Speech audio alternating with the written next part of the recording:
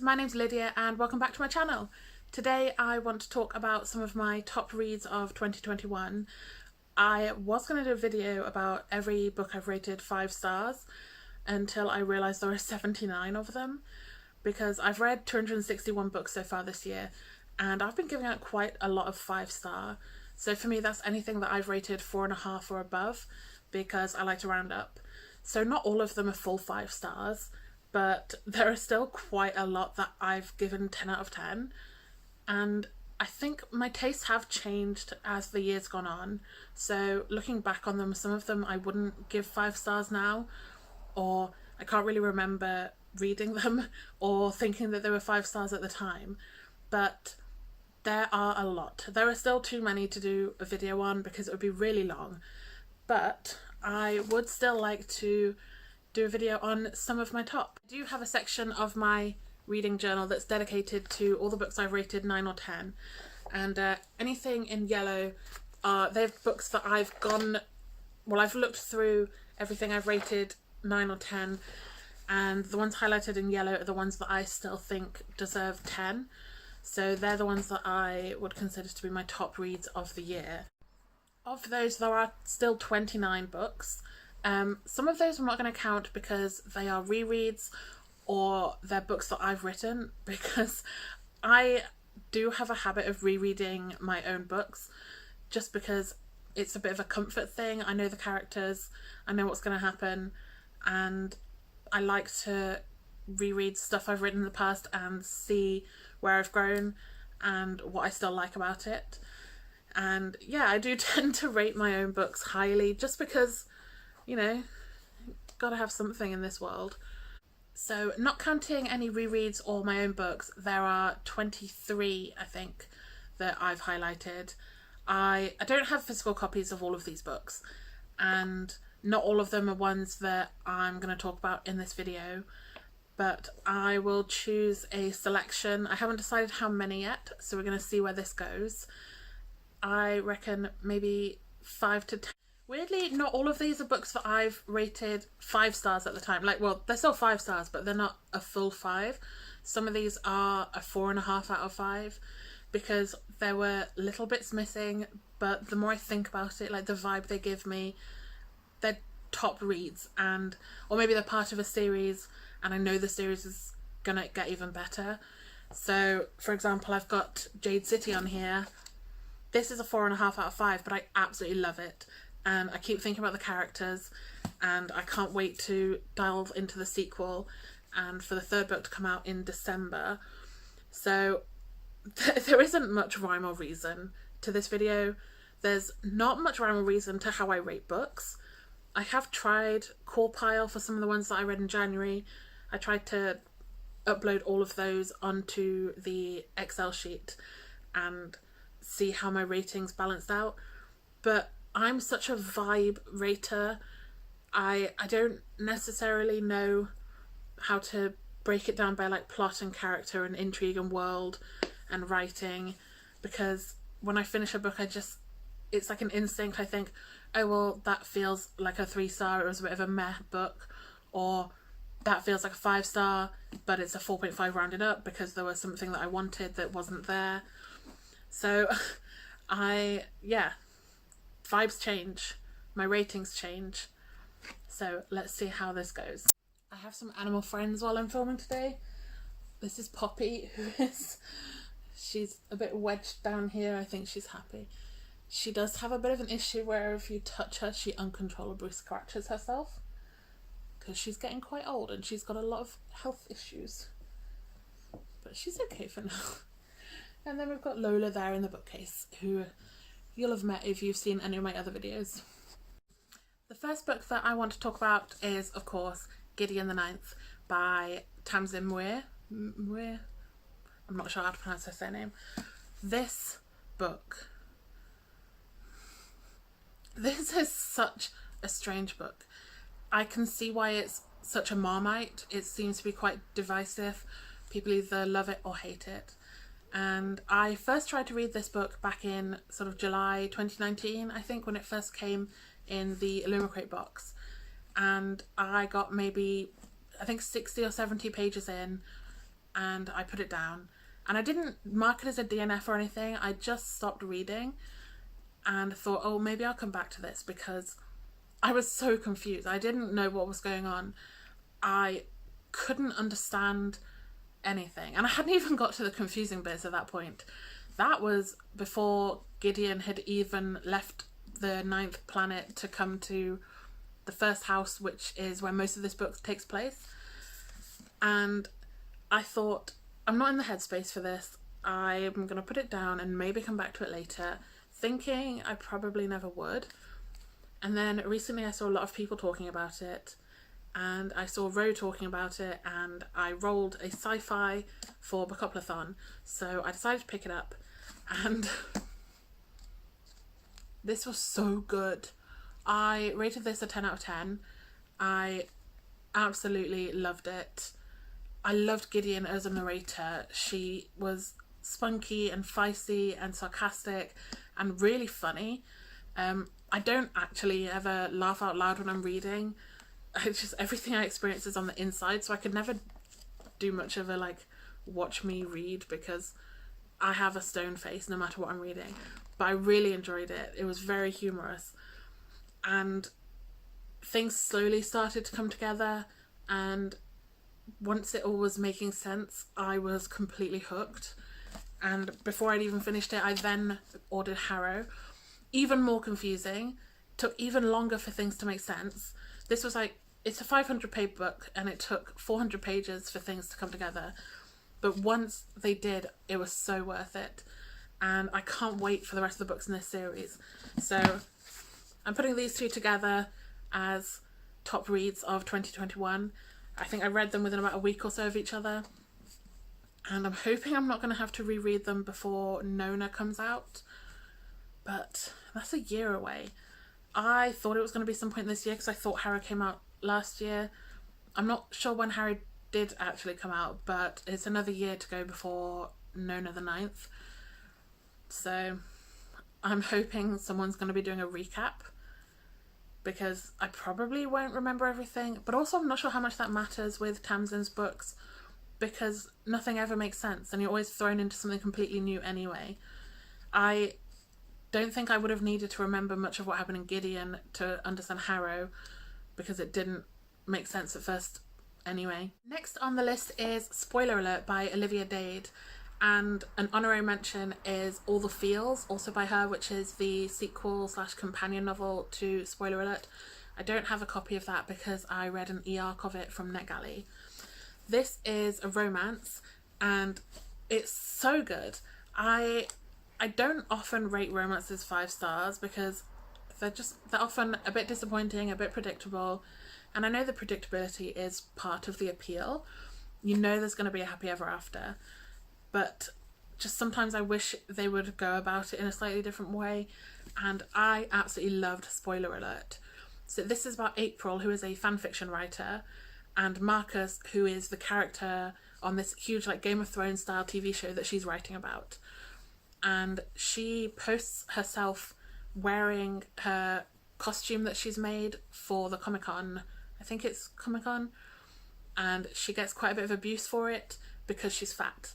And you don't often get romances with fat female leads, or fat male leads actually. And it was so refreshing to read about a character that I could resonate with, and to read her love story and about the guy who is head over heels for her, because I think it's a dare maybe, or a tweet says that he would never get with her, and he jokingly agrees to, I think, and they go on a date just because he feels bad for her being so abused for her outfit, and of course they then fall in love. And it's just a really great story. It's really well written, and I love the sequel that Olivia wrote. I think there might be more in this series, I'm not sure. I just absolutely adored it. Really fantastic romance with a fat protagonist, and it was hot, it was steamy, it was swoony. You had all the things that you expect from a romance, you know, the third act confusion and breakup and things all coming back together again. And this was just really well done, and I really liked it. Next is another one you will have seen me talking about already if you watch my channel, and that is Symmetry Boys by Aidan Thomas. This exceeded all my expectations when I read it. I can't remember when I read it, but it was definitely this year because it's in my journal. This is about Yadriel or Yadriel, I'm not 100% sure on his pronunciation, but he is a trans boy trying to prove that he's a real brujo, and he tries to summon the ghost of his dead cousin Miguel, but he accidentally summons the ghost of his classmate Gideon, who is, well, I think they're classmates actually. He is a bit of a rough guy, not someone that Yadriel wants to summon, but they go on this spree together trying to help Gideon come back to life, but also to figure out why he died. He's got no idea why he's a ghost, and I loved this. It's a really great YA fantasy. I loved the witchy elements with Yadriel trying to prove that he's a brujo, and it felt so richly imagined. I could picture everything. I just had a great time reading this. I picked it up because people were talking about it, but I wasn't sure it was going to be my sort of thing because I just don't usually read a ton of fantasy. But I'm so glad I picked this up. Absolutely stunning read.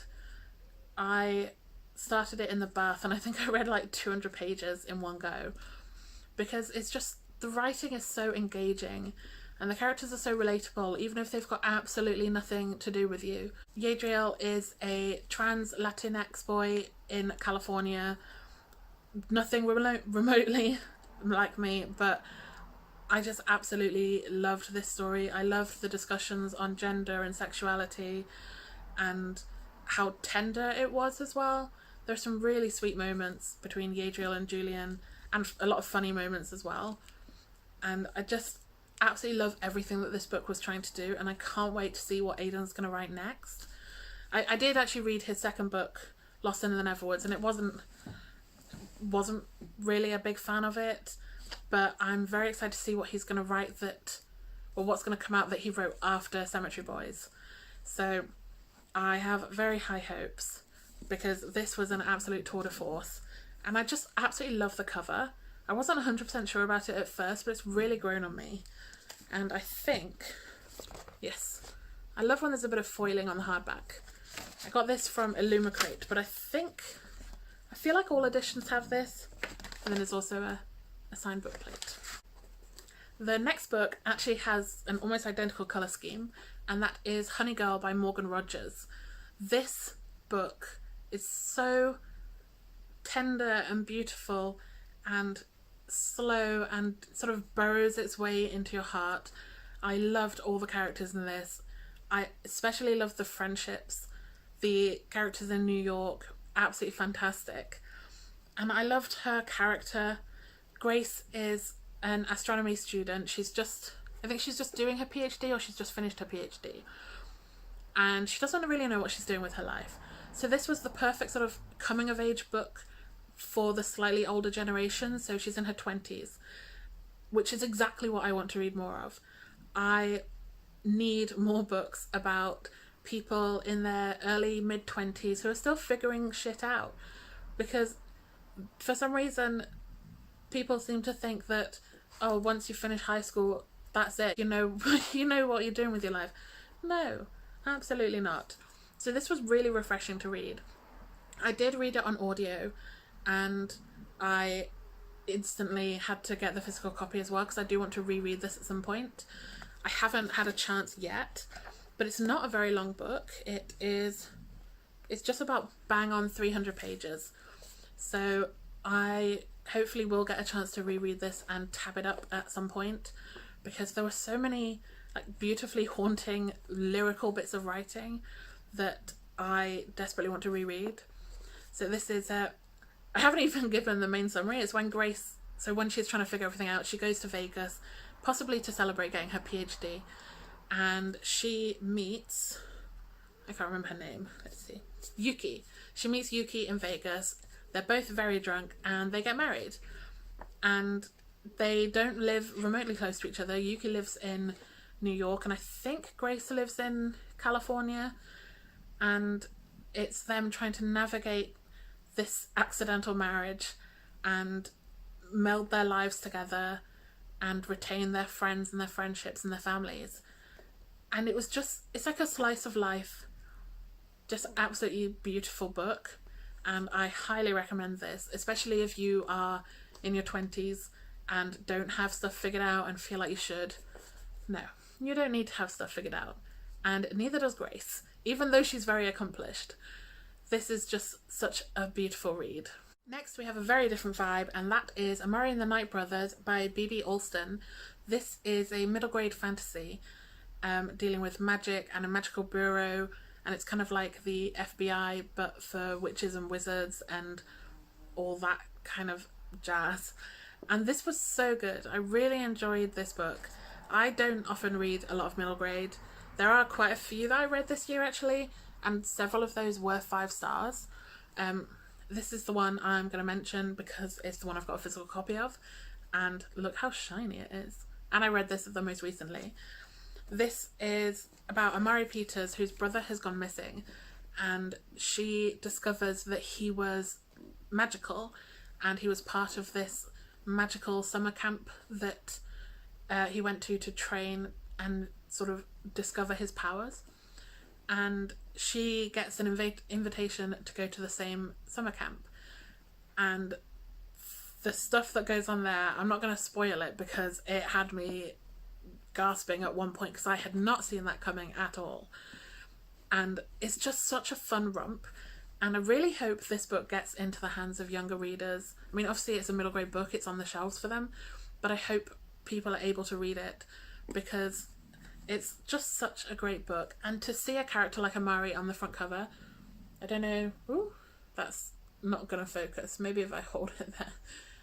You know, a black girl with an afro, that you don't get many books like that, well, more so now, but when I was a kid growing up, any time there were people on the cover of kids' books, they were just white girls or white boys. So this is a stunning book, and I think the film rights have been sold. I'm pretty sure it's coming out as a film, and also the second book is coming out next year, which I will definitely be picking up because this was such a great ride, and I can't wait to see what's going to happen next for Amari. She was a really strong female character. She had such possession of the story. I really cared about her. I often read books where I'm just quite apathetic towards the protagonist, but Amari really gripped me, and I really wanted to know what was going to happen. I was rooting for her the whole time. So this is a great introduction to middle grade for anyone who hasn't read it, or if you've got kids who you want to buy a book for, this is the one. The next book is If the Shoe Fits.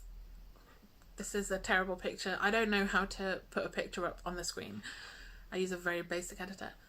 If the Shoe Fits by Julie Murphy, which I read on my Kindle, another NetGalley e-arc. This is another romance with a plus-size protagonist, and this is one of my favourite tropes, which is there's a reality show. So Cindy is the protagonist, and she is the stepdaughter of the woman who owns this dating show.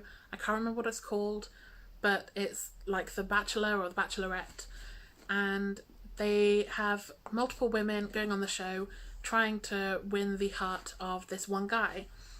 And when they have a couple of women drop out, Cindy decides to go on because she wants to show off her fashion because she's a designer and hopefully make an impact and get noticed for it.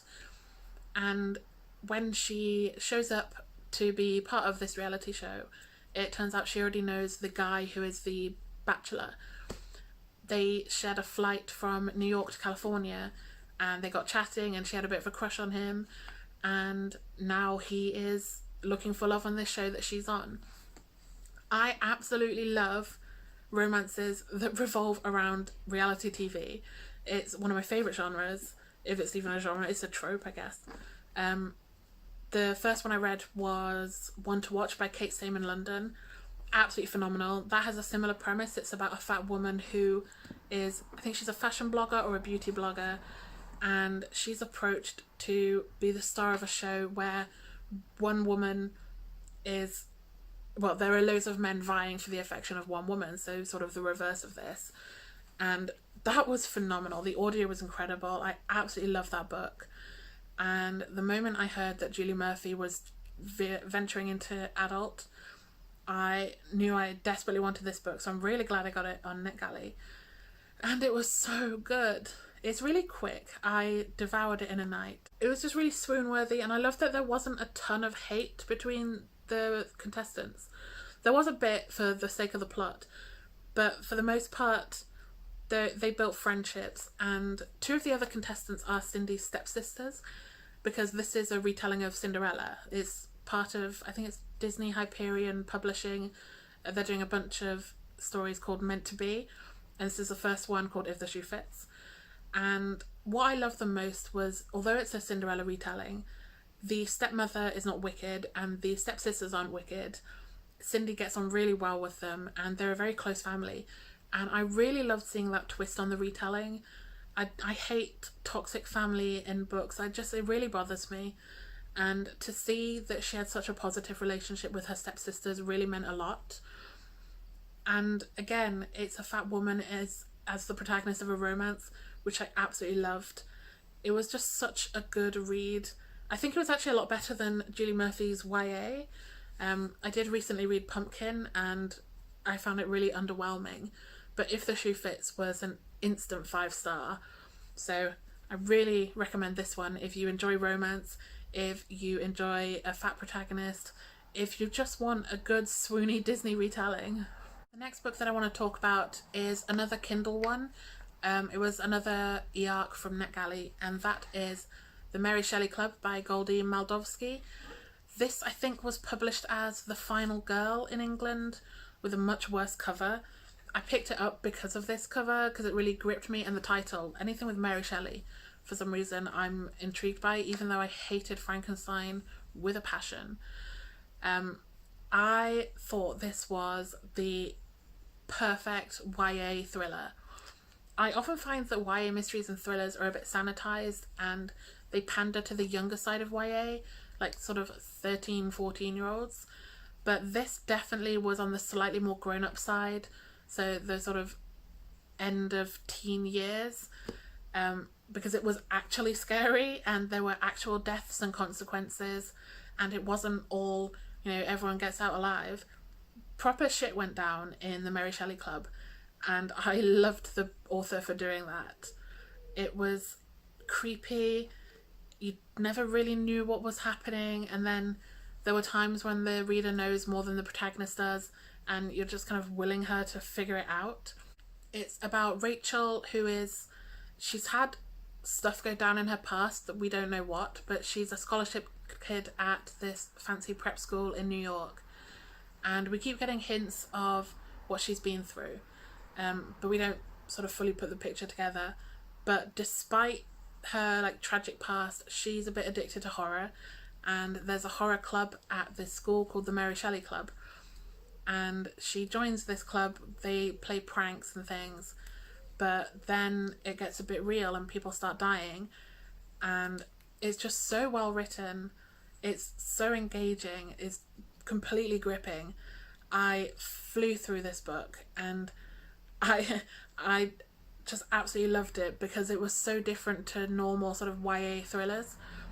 I saw it was marketed as Scream meets Karen McManus, but Karen McManus is very tame with her mysteries. I don't find they really push the boat out. I think I've rated all of them 3 stars. I keep reading them, but they're all quite basic. This is definitely more on the Scream end of things, just with the creepiness, and I desperately want her to write a follow-up. I don't know if there will be a sequel, but it ended on such a perfect note for potentially there to be another book in the series. It was really good. Then we come to Jade City, which, as I already mentioned, it was a 4.5 out of 5. It wasn't a full 5, but it it lingers in my head. I keep thinking about it and the characters, and I'm very excited to read the second book, which is Jade War, which I have here. And yeah, if a book is so good that before I've even finished it I'm buying the sequel, then I know it's a great read. I couldn't in all good conscience give it the full 5 stars just because I did find the ending a little bit rushed, but knowing that it's going to lead straight into book 2 and then book 3, and I know Rose says that book 2 is like a continuation of the first one, as in it's the same stuff but with higher stakes. I can't wait for that. I'm desperate to get to it. I'm a bit intimidated by it because it's a lot longer, but yeah, it sounds really good. It's about the Call family, who are from Kekon. I can't remember pronunciations, even though for most of it I listened to the audiobook. And there are the Call siblings, who are Lon, Shay, and Hilo. I'm sorry. And they are sort of the new heads of the No Peak clan. So there are 2 clans, the Mountain Clan and the No Peak clan in Kekon, which is the Jade City in question. And Jade is the most valuable resource in this world. It has magical powers that some people can wield and some can't cope with. And it was just a really intriguing fantasy tale about politics and strategy and family, and I really love the family aspect of this one. The characters grew on me so hard. I can't wait to see where it's going to go in book 2. There is a character that I desperately wish was still in the series. I don't know if there's a way for him to come back, because I'm pretty sure he's dead. I mean, there was a funeral and everything, but it's fantasy. I always hold on my hopes a little bit if someone I like dies. But yeah, this was really, really good. So richly detailed and so well written. Like, you can really feel the world and the characters. It really just jumps out of the page. So if you love fantastic world building and political intrigue and warring clans, this is the book for you. I think this is book 9. I can't remember how many I've done, but now I've found at least 2 more that I want to talk about, so there is not going to be a specific limit on the number of books I'm talking about in this video. The next is The Dead and the Dark by Courtney Gold. Very hard to see this cover. I dug out my old phone from somewhere and charged it just so I could show these pictures. This is fantasy, paranormal, creepy, small town. It had everything that I love in a book. And again, this was another NetGalley e-arc that I read back in May, and it was one of those where from like a few chapters in I knew it was going to be a 5-star read. This is obviously, it's a major bonus that this is a sapphic book. I find sapphic you often find is in contemporary and in romance, and almost never in sci-fi, fantasy, paranormal, which it's so exciting to see more queer fantasy and sci-fi and paranormal and all those sorts of genres coming up in this year and next year, and it's so nice to see. So this one is about Logan Ortiz Woodley, who is the child of 2 like very famous paranormal investigators, and they have a TV show that they do together about finding ghosts and spirits and things. But there's a lot of family tension, and we know some things happened, but we're not really sure what, because Logan doesn't talk to one of her fathers. Oh, that's another thing I love, is she is queer and so are her dads. And they end up moving to this dead town in Oregon where they're treated like absolute shit, but Logan knows something's gone on because the residents know her parents, and there's a lot of mystery and intrigue about what the hell is going on, and there's this sort of the darkness in this town that is killing people off, and Logan is there to investigate with her dads and also to have a sort of burgeoning romance. It had everything. It was so good. I love they didn't actually have like podcast formatted chapters, but there is the true crime podcast element of it. And it was just such a good read. The writing was incredible. It was just beautiful. If you follow the Dead in the Dark bot, then you'll see, because they post little snippets of it. It's just so atmospheric. You can really feel like the cloying claustrophobia of, I think it's called Snakebite, Oregon. It's this tiny dead little town, so it's quite a long cry from the cities that Logan is used to, and she's a bit resentful. She doesn't want to be there. Nobody seems to want her there, but she doesn't have a choice. And so good. Okay, this is the penultimate book that I want to talk about, which I read as an audiobook. I'm not sure when, I think in May or June, and that is A Psalm for the Wild Built by Becky Chambers. Now, I haven't read the her space series. I have only read her novella, which I thought was okay. It didn't really blow me away, although I'm very interested to read her space series. It sounds like it would be right up my street based on what people say about it. But this one, A Psalm for the Wild Built, again, very hard for you to see that cover.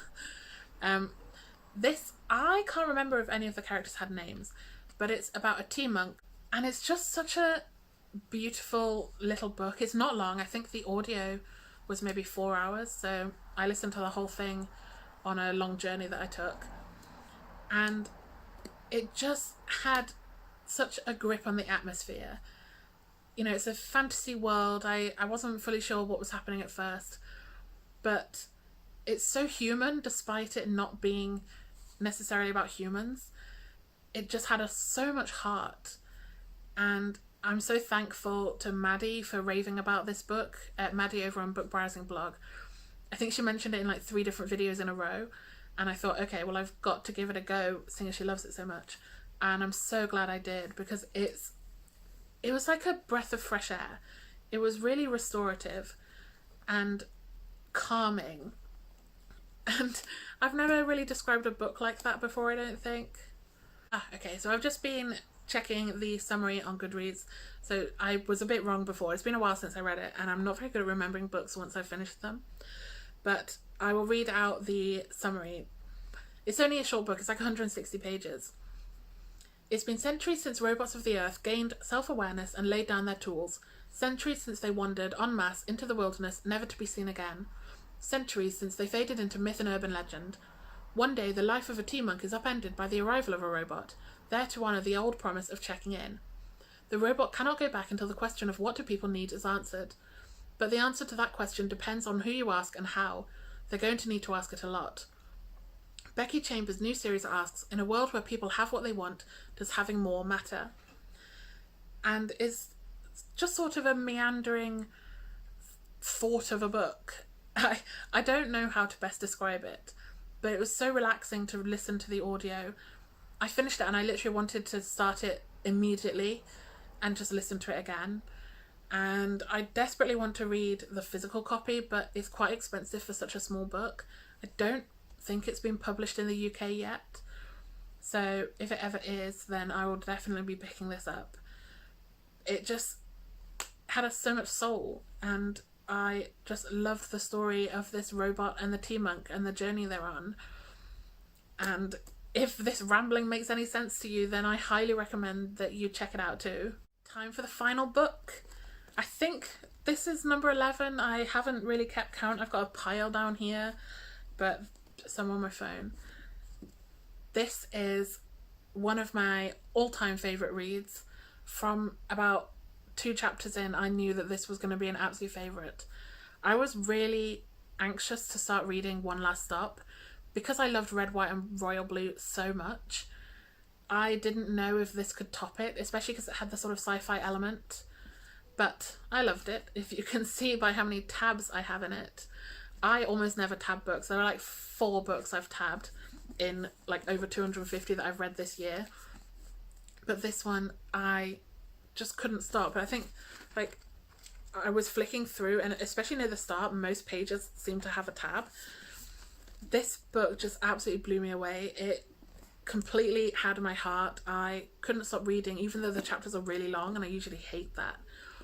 But I was just all in, and oh my gosh, I just loved it so much. It made me cry, which almost never happens with books. I don't usually have much emotional display or reaction. You know, even if I absolutely love a book, you know, it's not going to necessarily make me cry or laugh. But this had me crying, and it gave me so much hope, and I absolutely loved it. I can't say enough how much I adored this book. Casey McQuiston just has a way with words that absolutely blows me away. There are so many things I've highlighted that are just like normal little paragraphs, but for some reason, somehow, the way she put those words together just built such an incredible picture in my mind that I just had to make a note of it for when I want to flip back and see what it is that I love in books. I think that's the main thing I like to tab for, is so that, you know, if I'm feeling a bit slumpy, I can flip through and see what it is that makes me love a book. And for Casey, not only do the characters have such a hold over me, but the plot was impeccable, and the writing is just so rich and evocative. Yeah, even when she's just writing dumb stuff, it's just so perfect. And yeah, I loved everything about this book. I love that it's queer, especially that it's sapphic. I love the colours. I love that it's a love letter to New York. It just made me yearn to be back on the subway, even though I hate the subway in New York. It was just incredible. It made me ache for the city, and I can't speak its praises highly enough. She is absolutely an auto-buy author for me. I absolutely love Casey McQuiston, and I will read anything that she publishes. So yeah, that is the end of this video. I think I've done quite enough books for now. I hope there's going to be a lot more for the rest of the year. I might have to do like bi-monthly 5-star wrap-ups, because I've been reading so many great books at the moment, and then I would be able to talk about all 79 of them if there were like 10 at once. But yeah, these are some of my absolute favourites from this year, and if you haven't read them, I really recommend you check them out. Even if they're something that you thought you would never be into. I never thought I would read Jade City. I never thought something like A Psalm for the Wild Built would be my kind of thing. And they've both stolen my heart, and I absolutely love them. And I regularly find myself thinking about A Psalm for the Wild Built especially. I hope you enjoyed this video. I enjoyed talking about my favourite books, even if I can't always remember what happened in them and what the names are. So if you like this video, please give me a like and comment and subscribe for more. I will see you in the next one.